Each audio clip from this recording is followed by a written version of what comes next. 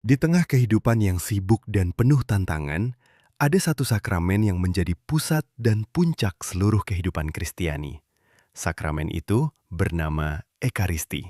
Hari ini kita akan mendalami bersama apa sebenarnya Ekaristi itu dan mengapa ia begitu penting bagi setiap umat Katolik. Ekaristi berasal dari kata Yunani Eucharistia, yang berarti ucapan syukur. Ini adalah sakramen yang paling agung karena di dalamnya Yesus Kristus sendiri hadir secara nyata, tubuh, darah, jiwa, dan keilahiannya. Mari kita kembali ke malam sebelum Yesus menderita. Dalam perjamuan terakhir, Yesus mengambil roti, memberkati, memecah-mecahnya, dan berkata, "Ambillah, makanlah.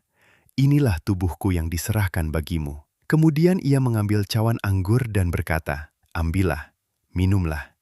Inilah darahku yang tercurah bagi kamu dan banyak orang untuk pengampunan dosa." Sejak saat itu, Gereja Katolik terus merayakan Ekaristi dalam setiap misa kudus. Bukan sekedar simbol atau kenangan, tetapi Yesus sungguh-sungguh hadir di altar. Menurut Katekismus Gereja Katolik nomor 1374, dalam Ekaristi, tubuh dan darah Kristus yang sesungguhnya dan mahal harganya, bersama jiwa dan keilahiannya, hadir secara nyata di bawah rupa roti dan anggur. Ini disebut real presence, kehadiran nyata Yesus. Mengapa Ekaristi begitu penting? Pertama, Ekaristi adalah sumber dan puncak seluruh kehidupan gereja. Segala sakramen lain diarahkan kepada Ekaristi, dan darinya segala rahmat mengalir. Paus Yohanes Paulus II pernah berkata bahwa Ekaristi adalah harta terbesar yang dimiliki gereja. Kedua, Ekaristi memberi kita kekuatan rohani. Sama seperti makanan jasmani menguatkan tubuh,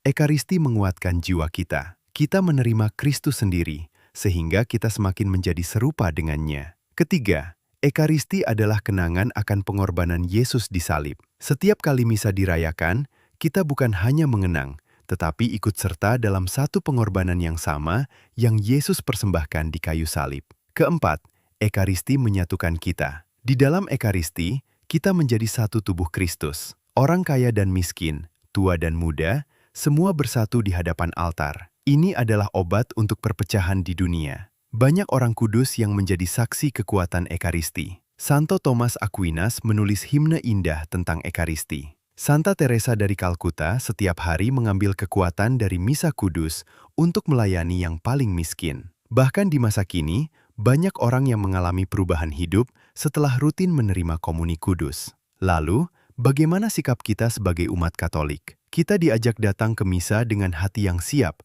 bertobat, dan penuh iman. Kita diajak menerima komuni kudus dengan layak, yaitu dalam keadaan beriman dan tidak sadar dosa berat. Kita juga diajak menyembah Yesus yang hadir dalam sakramen Maha Kudus, baik saat adorasi maupun dalam tabernakel. Ekaristi bukan hanya ritual Minggu pagi. Ia adalah pertemuan pribadi dengan Yesus yang hidup. Ia adalah makanan perjalanan kita menuju surga. Marilah kita renungkan hari ini. Sudahkah kita menghargai Ekaristi dengan sepenuh hati? Sudahkah kita datang ke misa bukan karena kewajiban, tetapi karena rindu bertemu dengan Tuhan? Penutup doa, ya Tuhan Yesus, yang hadir secara nyata dalam sakramen Ekaristi. Buka hati kami agar semakin mengenal dan mencintai-Mu. Berilah kami kerinduan yang semakin besar untuk menerimamu dalam komuni kudus. Jadikanlah Ekaristi sebagai pusat kehidupan kami setiap hari. Amin.